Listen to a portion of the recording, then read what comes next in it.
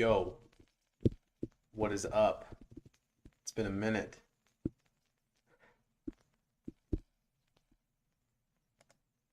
What it is? All right, what's up, YouTube? It's been a minute. We're gonna do a quick video today on the Damian Lillard trade. Talk a little bit about what it means for the Blazers, what it means for the Bucks, where Damian is heading, and what it means for the Phoenix Suns, who are also the third team in the trade. Feel free to like the video, subscribe to the channel.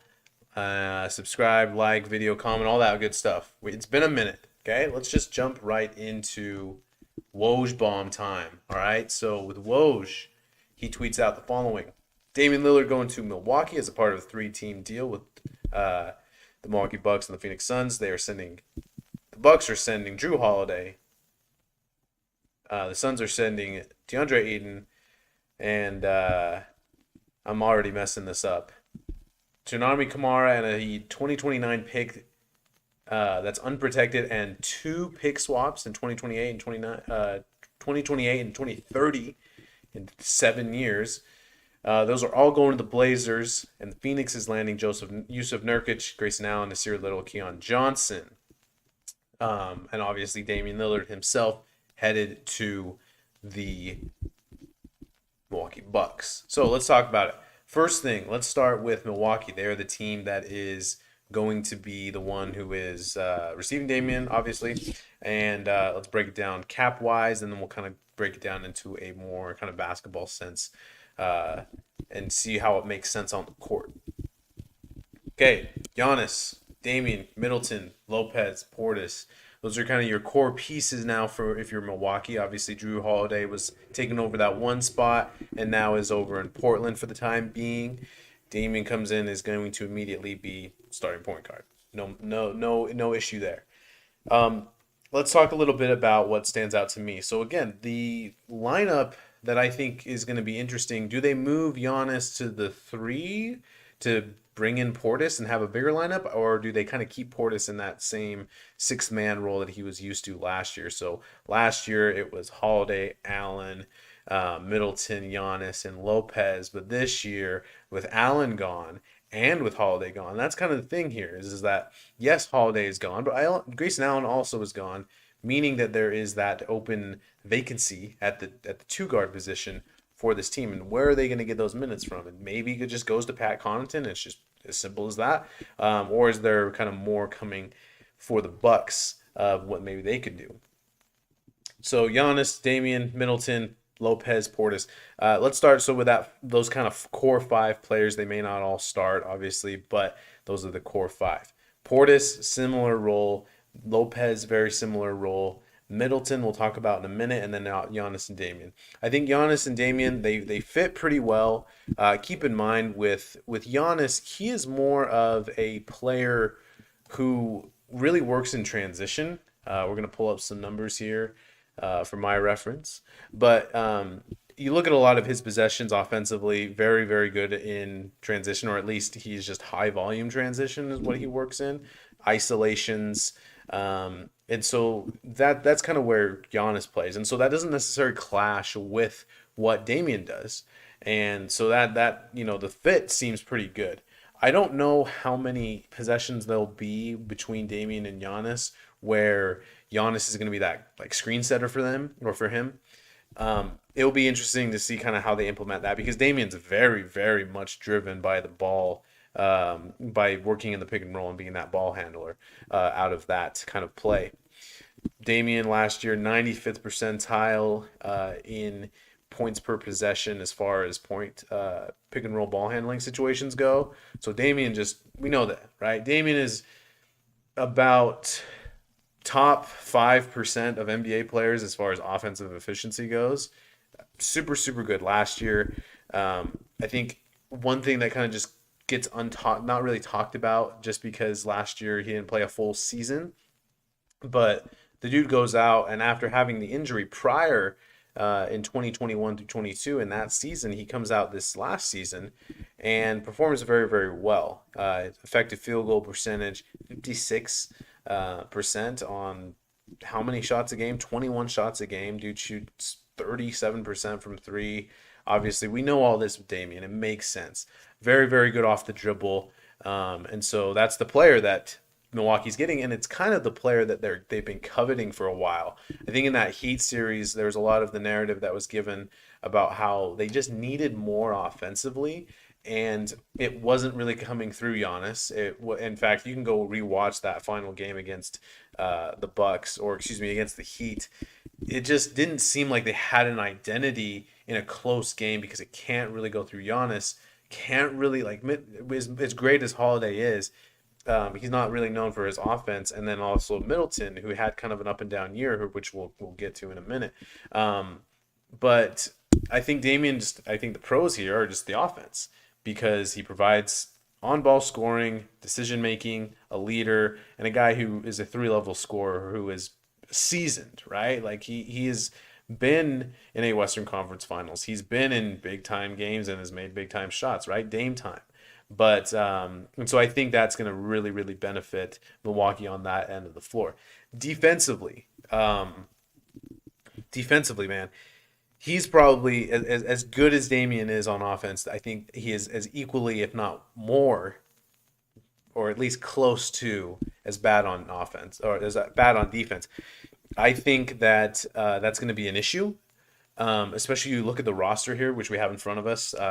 Thanks to the no trade clause website, they don't really have a backup point guard right now. Connaughton, it's not Mojon Beauchamp. They have Robin Lopez, Malik Beasley, Jay Crowder's, crazily enough, that is still there. Theonis, AJ Green, Andre Jackson, Chris Livingston, Linda Wigington. And then we kind of get down the list. Is it Ty Washington, who I love? But I don't know. So that's kind of something that they need to get figured out. I don't have the free agent list in front of me, so I don't know if there's anybody who kind of sticks out that's like, oh, like that makes sense to get him as a backup point guard. But, that's where they're at right now with the roster. So that's a little interesting to me because there may be lineups where it's like, okay, Connaughton and Damian Lillard in the backcourt, and we're playing against, I'm trying to think of an Eastern Conference matchup, but like, let's say Brunson with the Knicks, Brunson and whoever else quickly, or you can throw in Grimes or you can throw in RJ Barrett, but like there's going to be some backcourts. The obvious one comes to mind is like obviously Kyrie and Luka. Like those lineups might give this Bucks team a little bit of a hard time because they're just not going to be as good at the point of attack like Holiday was, and I think that's where Holiday's driven. Most of his value was driven from was the defensive end. Again, smart player, offensive good player. I think very still underrated even after winning the championship in Milwaukee. But that's kind of what Holiday was, and so they're getting a drastically different player. So the downside, if there is a downside really to Damian, because I think it's mostly a win, is just the defense. I wonder how that's going to really work in the playoffs. All right, so I've talked a little bit about those two guys. Let's talk really quickly about Middleton because I think the Portis and Lopez roles stay the same. But Middleton is going to be one that's going to be a little bit interesting. So Middleton last season was coming off an injury, only played 33 games. And this is regular season numbers. We didn't dive into the postseason, which they only lasted 5 games anyway. But so 33 games, small sample size due to an injury year. Offensively, still good, but his efficiency dropped off. His shooting dropped off. Some interesting numbers, his effective field goal percentage, which I think an average player is about 50 to 52, 53 maybe-ish, depending on the position. But for Middleton, who plays on the perimeter and is kind of like that archetype of a shot creator a little bit, he shot 49.9% effective field goal percentage, which was below average last season. His three-point shooting was absolutely dreadful. Absolutely dreadful. He shot 31.5% from 3 in the regular season. Now, is there a bounce back here? He's an obvious bounce back candidate, but I just worry because there is that possibility of like, does he kind of continue down that route? He's over 30 years old, has a little bit of wear and tear on him. Obviously, the injury, like I remember last year going into the season, he was supposed to be ready by season start, and he wasn't. And he comes in later in the season and just kind of takes a while to get revamped and then get acclimated to NBA basketball and NBA speed. So that's worrisome. The one thing, again, positive as far as the shooting goes on open three pointers, again, concerning. So open three pointers are about like you have about foot or three, anywhere from a foot to 3 feet of space to shoot. That's an open three as defined by NBA.com. He shot 31.6%, so still not great. But then you do have the hope of 40% on wide open threes. So that's I think it's like 5 to 8 feet plus percentage, and that's kind of like the distance that NBA.com defines that as. So that's interesting. Here's the other thing with Middleton. Middleton also, he was their offense kind of for the Bucks in half court situations. 4.5 possessions a game, and at a 75% efficiency rate, as meaning like 75 percentile for Middleton. So he was a guy who was playing on ball and getting screens and working off of them.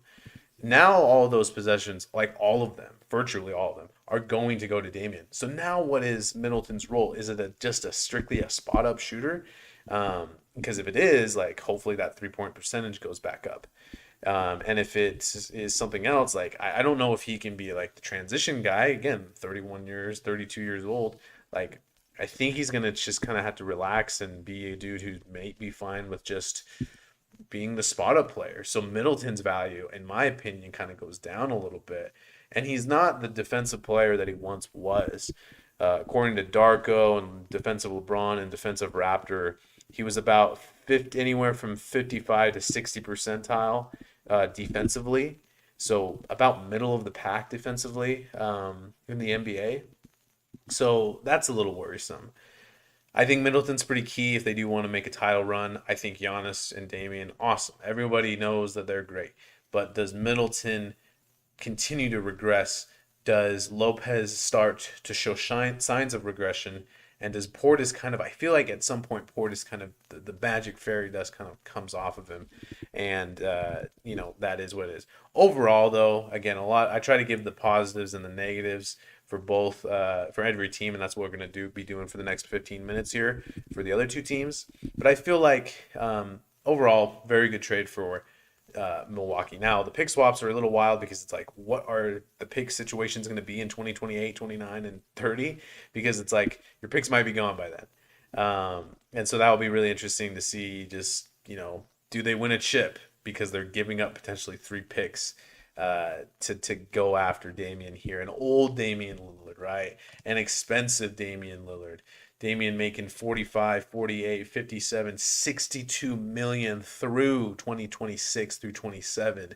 And by that point, he will be, Damian right now, or at least last season, was 32 years old. So 33, 34, 35, like 36, right? So is there a time in about 2 to 3 years do we start thinking of Damian similar how we think of Chris Paul now, right?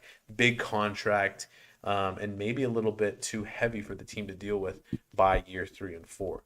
Overall, though, enjoy the trade for Milwaukee. I think they made the right move. I think it's what they needed. Yes, every good trade, every time you get a good player, you need to make a sacrifice. Holiday is a necessary sacrifice for Lillard.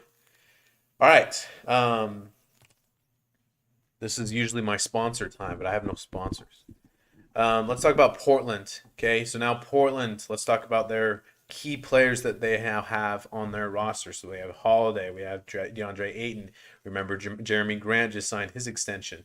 Anthony Simons, Scoot Henderson, Shaedon Sharpe. And so those are kind of their guys here at this point. Very, very young team. We'll see exactly what the rotation looks like. But like Scoot, Shaedon, Anthony Simons, Drew Holiday probably won't stay there, so we're not going to get too hyped on him.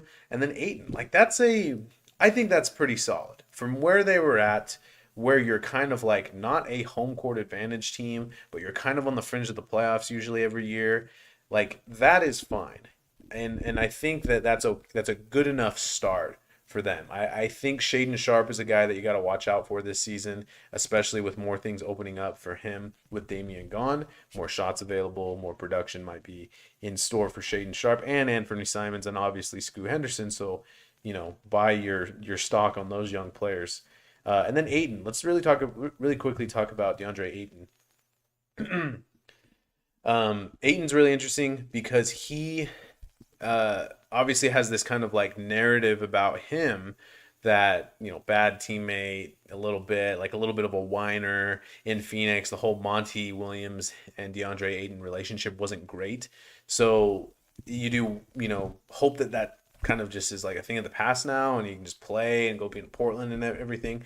So whatever, that just leave it as what it is. Hopefully it's just a new, better situation for him and we get better.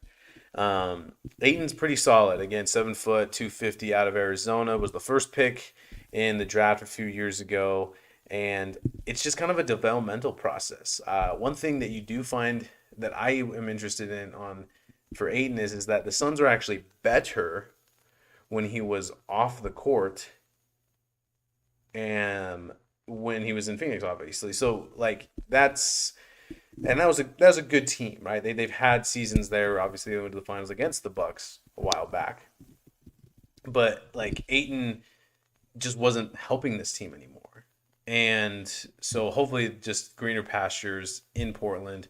We'll see how it goes. I think he's a nice player to have with those young guards like Simons and Sharp, and with Scoot Henderson. So that is again interesting. I think you buy low a little bit on Aiton to have a good year because everyone's a little bit off of him and like, oh, finally the Suns just got rid of him, whatever. But again, we're talking about a guy who last year um, he averaged 10 rebounds and 18 points, 18 and 10, right? Like that kind of player doesn't really grow and isn't really super, you know, available on the open market. And the guy that's like that now defensively, I think he's a little bit better than what people might think, but I think there's some shakiness to him on defense. So that is also something that's just we'll see. He's kind of like I can see him having a good year, and everyone's like, "Oh shoot!" Like DeAndre Ayton's like averaging like 24 and 12, but now, but I could also see where it's like, shoot, Ayton's like long gone. Like Phoenix Ayton, as bad as it looked, that was like the best version of Ayton there was. So someone to keep an eye on for the Blazers. Obviously, that's kind of like their big player for now. They might ship out Holiday to a different team, and maybe they get another young prospect after they ship Holiday out. For Portland overall, I really like how they've built this. Now, in my opinion, this is about 2, maybe 3 years too late that they're pulling this Damian trade off. I think like once they got rid of McCollum and sent him to New Orleans, I think that should have been the time where it's like, okay, we just got to cut ties at this point with um, with Damian, and it didn't really make sense to me why they would be, just kind of trying to make this work. It's just an awkward position, and again, a small market team, you kind of just have to do your best, and you don't want to believe that this shining star like isn't gonna work out for you guys anymore.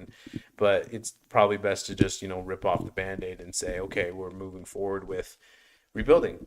And how different could that have been 3 years ago if they decided to do that then, as opposed to now, as opposed to like 2 weeks before like training camp starts. So just interesting by the Blazers. I wonder how Billups, as their head coach, does now. I think when he was hired, I just don't know if like he didn't have the roster, but now the whole expectation has changed for Portland. It's like, okay, go suck, go get young players and rebuild. Okay, it's no longer make Damian like viable in the playoffs and like let's get the Blazers to like the Western Conference Finals or whatever their goal was. Now it's the opposite. Rebuilding, stay competitive, see development, and go from there. So I wonder if Billups is the guy for that job. Because I think he was a little bit handcuffed with what he could do for for Portland last year. One thing about like Portland too is that they were like pulling up some good old statistics, but they were not very good defensively, right? They very bad defensive rating. One of the worst defensive teams in the NBA last year, going 33 and 49. So yeah, I don't know. Like we'll see exactly what they are in the future. I think Damian helped out their offense immensely Do they continue to be a bad team? Probably.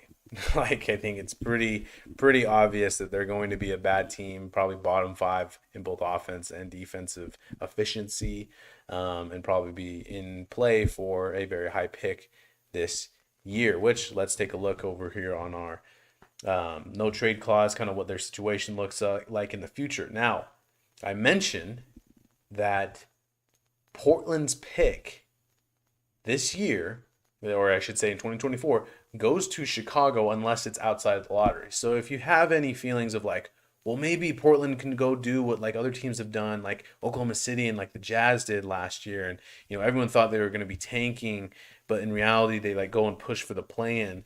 But like I don't think that's going to be what the case is for Portland, just because they don't want to make the play-in, they don't want to be a top four, or they want to be out. They don't want to be outside of the top 14 in the draft, because then their pick goes to Chicago. And that pick, let's see here. It's actually interesting now. So that pick now is it doesn't convey for years, right? So like Chicago's waiting on that pick for a while. So Portland might be in a little bit of an issue, or a little bit of a bind with their draft compensation. So now, like, if you're Portland, like, do you go and demand like 2 firsts for Holiday and just take back maybe salary? Because what's better, having, maybe a young player like Tyler Hero, or is it better just have future picks and have stability? Because right now, like, let's say Scoot and Shaden and Anthony Simons and DeAndre Ayton, like, that's a solid young core. But let's say in 2 or 3 years, maybe they're pushing for the playoffs, but you still owe your first round pick to Chicago. It's, just interesting to see what will happen there, and what they'll demand for Holiday moving forward, especially given their draft capital situation. All right, so last couple minutes here, let's talk about the Phoenix Suns to end here, because Phoenix, I think, has had a good offseason, and the players that they've acquired, whether in free agency or in this trade, aren't necessarily players that are like huge, like big name players that, get you super excited. But let's talk about who they have now. So we have Kevin Durant, Bradley Beal, Devin Booker, now Yusuf Nurkic, Grayson Allen, Nasir Little, Eric Gordon, Josh Okogie, Keon Johnson, Damian Lee, Utah Watanabe, Drew Eubanks, Keaton Bates Diop, Chimezie Metu, Bol Bol, and then other players. And I like a lot of their bench players, man. Like, and the thing is that you don't necessarily need, like, they're not going to ask Keon and Damian Lee and Utah Watanabe. Like, they're not going to ask them to be like, okay, 30 minutes, right? Like, you got to go and play 30 minutes with the big four of Nurkic and Booker and Beal and Durant. Like, whatever. That's not going to be what the ask is. I think they'll be willing to rotate dudes in. Now, maybe it starts with Allen, but then in some situations and games, it will be Gordon. Maybe down the stretch of games, it will be Gordon. Maybe if they need a little bit more size and grit, they go Nasir Little. Maybe when they need some athleticism, they'll go Keon Johnson. But I think the role players are there. Now, they have no other real, on ball scoring outside of the big three with Durant, Beal, and Booker. I don't necessarily think they need that, but just kind of a, something that might come up in the future. But Phoenix, I think, is in a good spot. I like the players. Nurkic, I think what they do offensively is going to be really interesting in Phoenix, because you have Durant, who is, a great offensive player. Everybody knows Booker is very skilled and very good. Beal, was back when he was like the lone guy in Washington, was a couple of years ago putting up like 30 points a game. So there's offensive skill there, a lot of shooting there, 3-level scoring there, in all honesty. And then there's Nurkic now, who is a little bit different from DeAndre Ayton. Ayton's kind of that old traditional big, but now with Nurkic, if I can pull his stuff up, Nurkic is a guy who is more of a post-up player, but he has ability to pass, right? Like, he's a good passer. Assist-to-turnover ratio 1.3 last year, averaged a few assists in only 27 minutes of play. So I wonder how much he is. How do I say this? Like, he's just a different player from Ayton. So how much impact does he give this team than what Ayton was giving?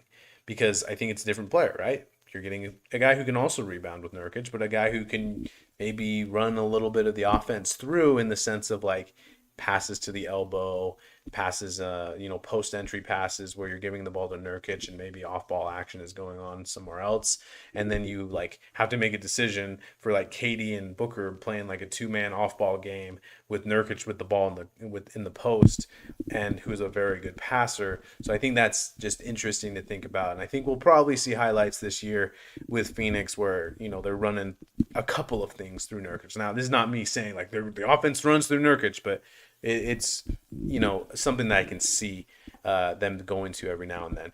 Let's speak about Phoenix as well, because we're talking about the offense. Let's talk about their defense. Everybody remembers who their head coach is, right? Because it's not Monty Williams anymore. It's Frank Vogel, who, last we saw was disappointing a lot of Laker fans in LA after a year prior winning the NBA championship. So I wonder what like the scheming is there. Like you had to get Durant and Booker and Beal, who are not guys who are like world beaters defensively. Nurkic, I think, is serviceable as a defensive player. I think he's a little bit better than what people think. But I think, like, I'm curious to see what the defense looks like for Phoenix as well under Vogel, who is kind of known for that being his side of the ball. And offensively, it's kind of just like, well, do whatever you guys want. And I think it's Kevin Young. Like Kevin Young's the assistant there in Phoenix, who was considered to be one of the guys that they were going to make head coach, but they kept him on the staff and as assistant. And I think he's kind of their offensive coordinator. I might be wrong on that, but it's like you have Kevin Young, who we were like, hey, this guy could be the head coach. And then you have Vogel, who's like running the defense. Like I think the staff makes sense now. And I think the players make sense. So watch out for Phoenix. I think right now some sports books have them as, I don't think there's another team in the West that they have higher than they have Phoenix. Oh, I guess Denver. Denver's the other one. But Denver we'll talk about in a later, future video, obviously. But that's kind of my thoughts about Phoenix. I think that they, again, get more depth to their team. I think they get players that make sense to their team. Allen makes a lot of sense. Little makes a lot of sense. And they don't really give a lot up for it in their eyes, right? Like Ayton wasn't going to work out there, and I don't think they ever thought Ayton was going to be the guy who was really going to push forward to be like a very, very good player for them after the whole Monty Williams scandal debut, like whatever you want to call it. But yeah, so those are my initial thoughts. I like the trade for every team. I do wonder what's next for Portland. I feel like they could do more, obviously, with the Holiday deal, and we'll see what happens. But exciting. I think training camp starts in a couple weeks. I'm going to try and commit to putting out preview videos for divisions. So breaking all 5 teams within a division and like talking about them in a single video, and then we'll try to put that out and make sure that we get a little preview before the season, because basketball season is here and we are back after like taking pretty much all of last season off. And we'll see how frequently we put up videos, but it should be fun. That is it for the video today. Thank you for watching. Thank you for joining the live stream. Feel free to subscribe to the channel, like the video, go check out our other videos, and we'll see you in the next one.